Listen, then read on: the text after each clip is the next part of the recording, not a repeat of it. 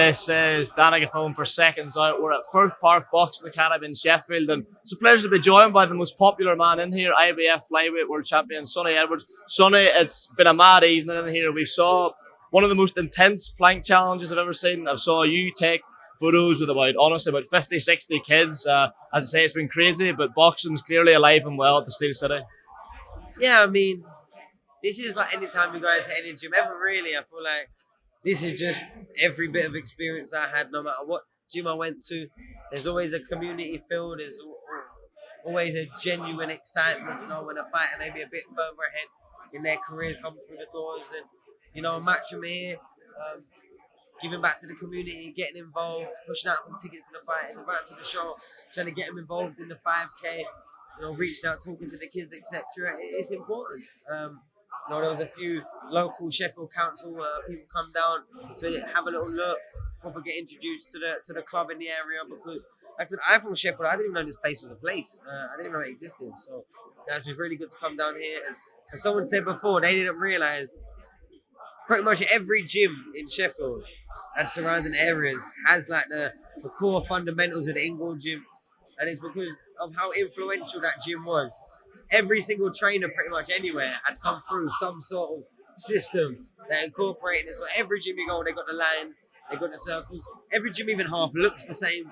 You know what I mean? So it's great to be down here, continuing that legacy, obviously under a different bracket, but you can see the legacies here. So, passing on through generations and generations, giving kids like from every different walk of life, from every different area, great opportunities. And I'm from Sheffield, so I know this area, pretty deprived. It's not got every access to it. So places like this, gyms like this, they save a lot of lives, a lot more than people realise if they're not really in the boxing world. Like you say, loads of gyms like this and some not so nice areas. It's been really good vibes here, really good atmosphere here.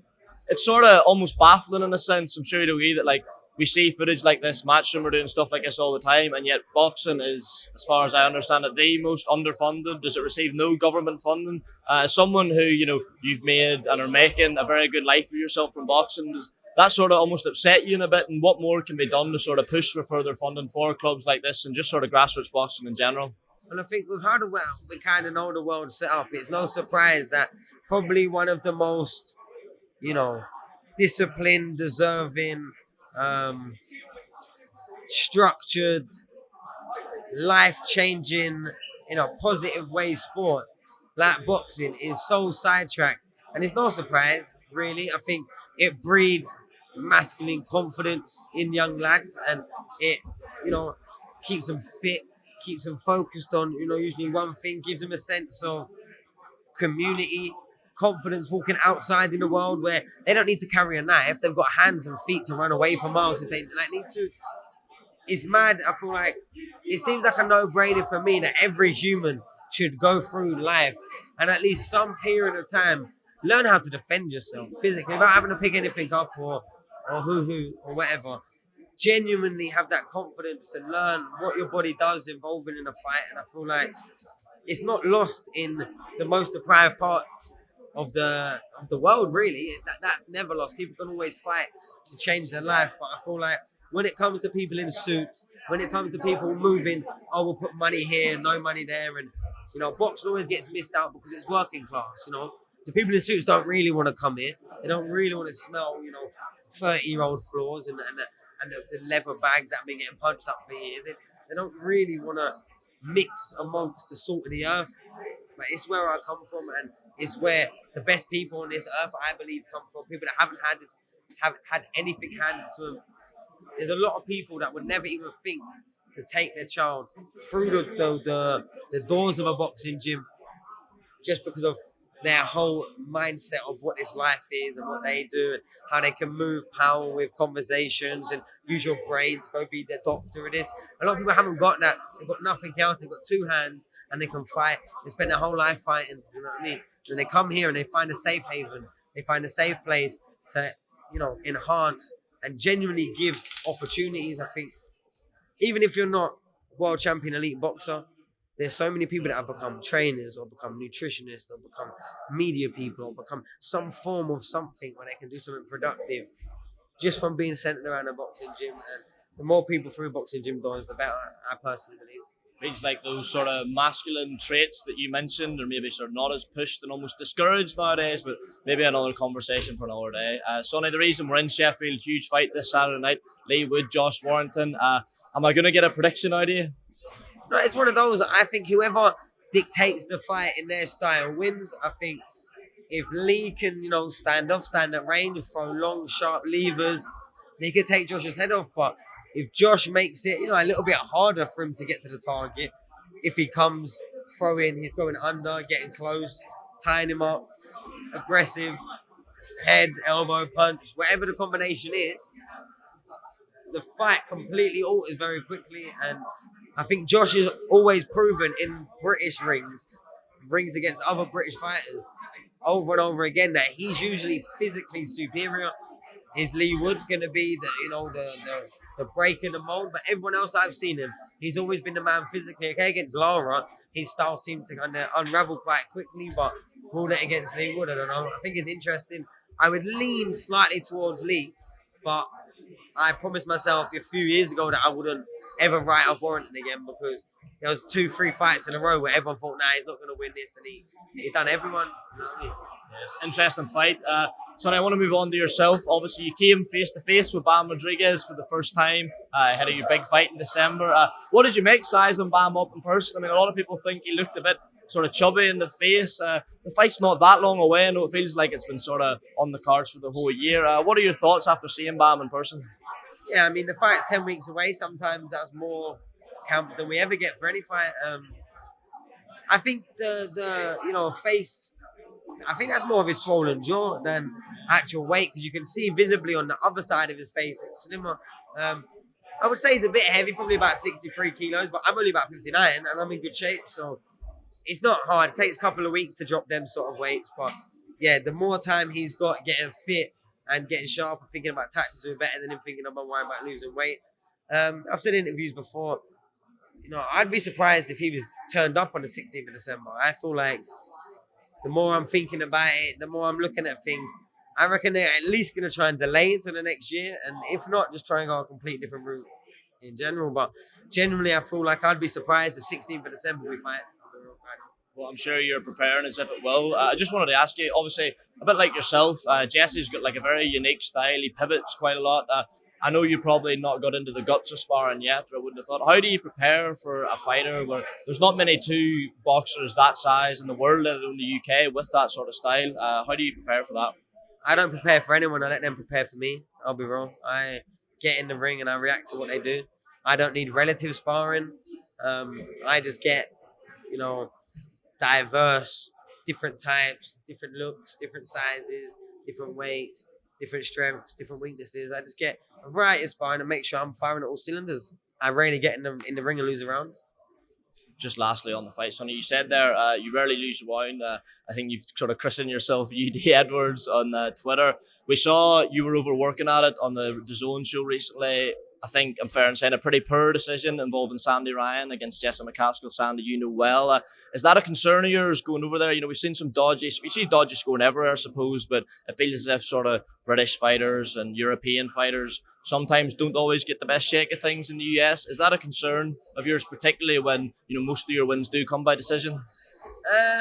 It wasn't before. Since we've started conversations about who's going to be sat around and who's going to be stood in the ring with us, I've asked for 2 and 2. That's all I've asked for. There's 3 judges, 1 ref. Make sure 2 of them are British, 2 of them are American. I don't care which British ones. I don't care which American ones. If he wants the ref and 1 judge, then I'll have 2 judges. Or if he wants 2 judges, I'll have the ref and 1 judge. Don't matter to me. He can choose that, but we're not going on no random dice of, maybe a Belgian, maybe a no chance. No. I want to know the characters who are around the ring, at least to a certain degree. 2 and 2, and he can have the ref or he can have 2 judges. It's kind of up to him. Have you had any indication on whether Bam's team will accept that? Never got a choice. Is it in the contract that it'll be 2 and 2? It doesn't need to be. He hasn't got a choice. He hasn't got a choice. I mean, the fight doesn't happen in America. Simple as that. Fair enough, Sonny. a lot of boxers, I mean, Leigh Wood sort of been saying this week that even though obviously he makes his living boxing, he loves boxing, he's not much of a boxing fan. I follow you on Twitter. You seem to keep up to date with the sport. Just want to ask you, we've obviously got this event, I suppose it's probably best billed as, between Tyson Fury and Francis Ngannou. Some footage has been doing the rounds of Francis hitting the pads. Have you had a chance to see it? And if so, what did you make of it? Yeah, I feel like it's a leading question because everyone knows that he didn't look like anything, to be honest.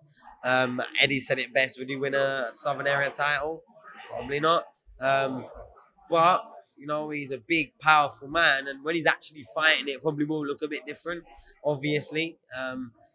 But it's an exhibition that just making loads of money and was probably just stalling the Usyk fight. So, yeah, I don't know. I'm not massively interested in that one, to be honest. I feel like it's kind of a massive kick in the teeth because Ngannou, I'm not the biggest UFC fan, but Ngannou, to the best of my knowledge, is one of the top fighters still.